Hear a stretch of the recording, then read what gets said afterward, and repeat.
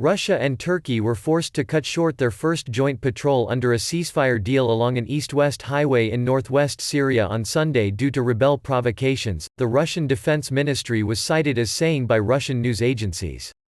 The patrol on the M4 highway in Idlib province was the result of a March 5 ceasefire accord between Moscow and Ankara, which back opposing sides in Syria's 9-year war.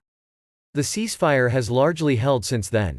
Under the deal, which halted hostilities after an escalation of violence that displaced nearly 1 million people, Turkish and Russian forces are to establish a security corridor on either side of the M4, as well as carry out joint patrols along it.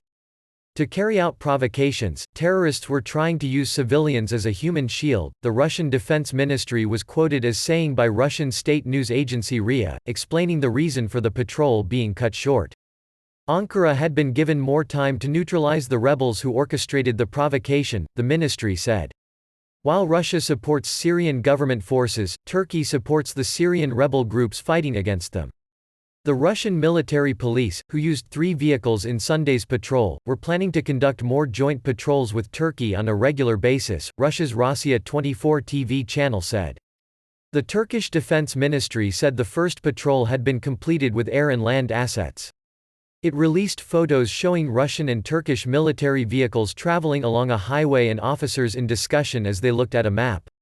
It subsequently said the two sides in coordination took necessary measures, with the aim of preventing potential provocations and harm to the civilian population in the region. It did not give further details.